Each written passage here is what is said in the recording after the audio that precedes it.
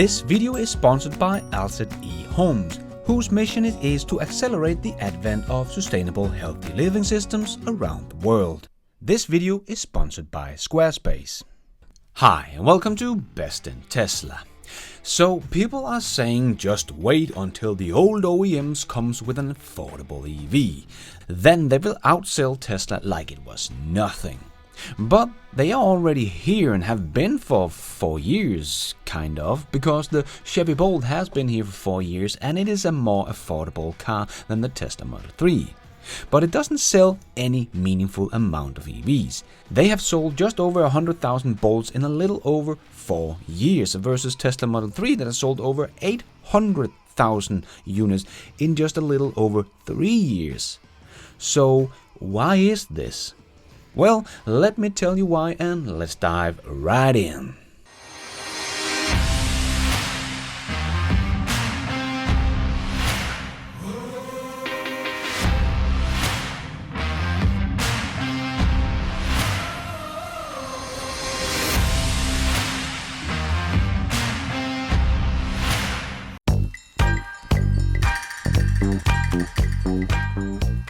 Well, in my opinion, the Bolt EV experience is exactly what people don't like about the EV experience. Like, they are more expensive, they don't have enough range, they take forever to charge, and it's difficult to find good charging places.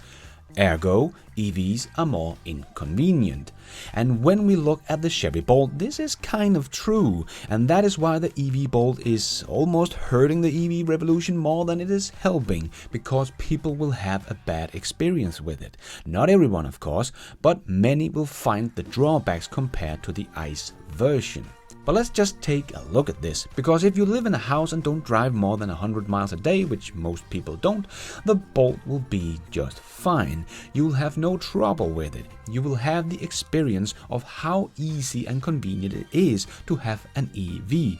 So as long as you're just charging at home, everything is good with the Bolt. So the only bad thing this person experiences is that the EV Bolt is more expensive, even though it is more affordable than the Tesla Model 3. Because the problem is you can buy a bigger Chevy SUV ICE version for much less. The cheapest ICE SUV, the Trailblazer, costs $12,000 less. So that does make the Bolt a very expensive car in the Chevy lineup. And therefore the argument that EVs are more expensive is true in this case.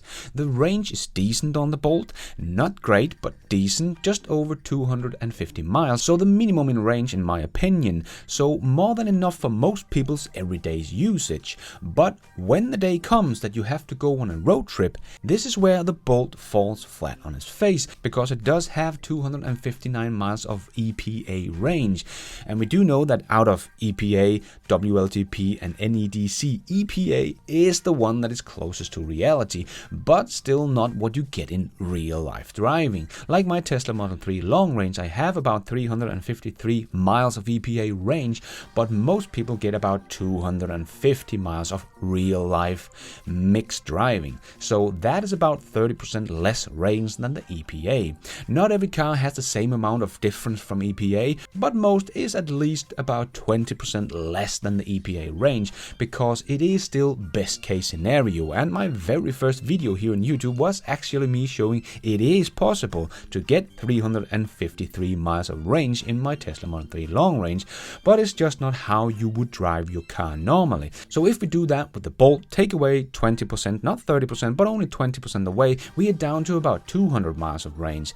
And remember, that is on a full charge, which you pretty much never do, because it takes a long time to charge the last 20%, especially the last 10% of battery, but you won't get much range of those last 10%. Like in my Tesla, when I charge to 100%, I get about 20 to 25 kilometers of range out of the first 10% down from 100 to 90%. But I do get about 40 to 50 kilometers of range out of the next 10% down from 90 to 80%. So if I want to do a long road trip as fast as possible, I would drive until I'm down to 10-20% and then charge it up to 80-85 and then go again, because in the end this will get me to my destination quicker than if I charge to 100% every time.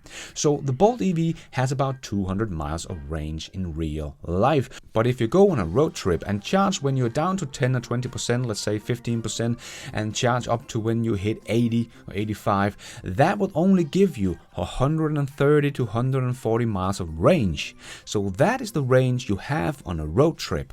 So that is not much, but still doable, because 130 to 140 miles will probably take about a couple of hours, so most people will probably want to do a bathroom break at that point anyway. But there is of course not charging stations everywhere, so of course you have to stop at the charging stations that get closest to the 20 or 10%. So maybe that's 100 miles out, because the next one is 180 miles out. So this will also for some people feel like a disadvantage for the EV, and they will feel like the range is not good enough, because the 259 miles of range is very far from what you would get on a real road trip. So that would make the argument about the EV not having enough range true about the Bolt, especially when you put the charging speed into the calculation. The Bolt 2022 can only charge with 50 kilowatts. Yes, I know, that is kind of embarrassing, having only 50 kilowatt charging in 2022. So yes, to do a road trip in the Bolt where you want to add about 130 to 140 miles, well, that will probably take about 40 to 45 minutes. So that is a big difference from your ICE car, where you can stop and fill up the tank, pay for that, make your bathroom break, buy a cup of coffee, and be on your way in 10-15 minutes, right? So yes, once again, the argument against EVs taking too long to charge is true about the Bolt, and especially because you of course have to be able to find a 50 kilowatt charger on the Electrify America network. Firstly, they only have the average of 6 stalls per station, and many of them are only level 2 chargers, so maybe only 22 kilowatts, and they might only have a couple of 50 kilowatt chargers, but those can be taken, so you have to wait. So many people have reporting having trouble going across the US in an EV, even in an EV like the Ford Mustang Mach-E that have even more range and charging speed than the Bolt, but still having trouble because the very bad charging network of the Electrify America. So the Bolt will have even more problems than the Mach-E would have.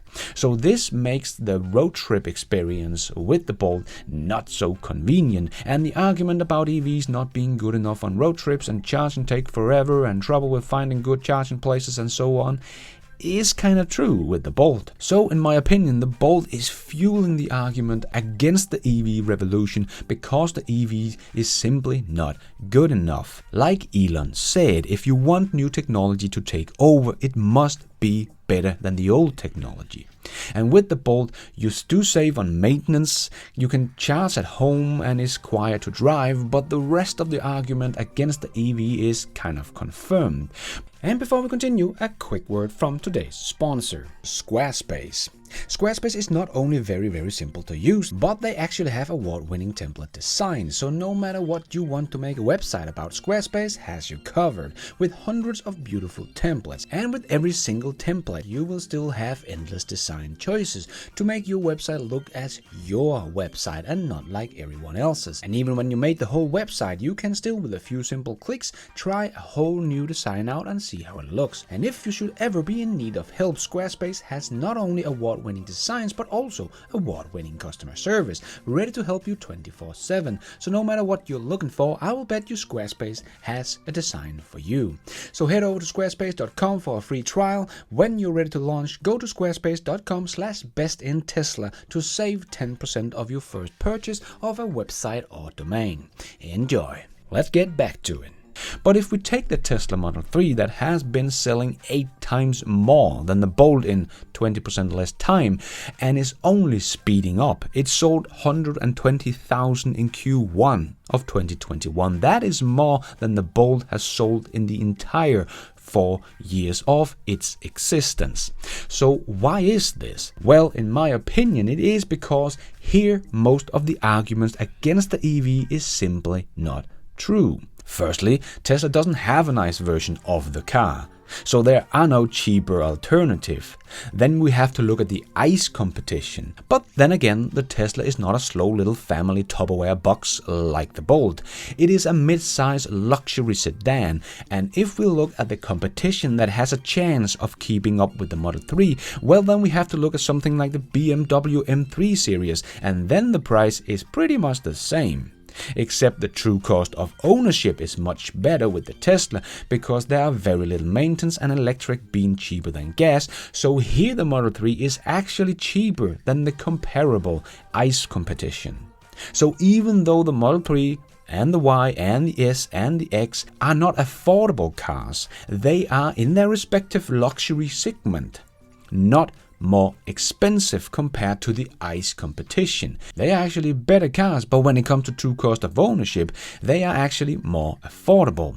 Like take my Master 3 I had before. It is not even comparable to my Tesla Model 3 long range I have now. The Tesla is just so much better in every single way, so they can hardly be compared.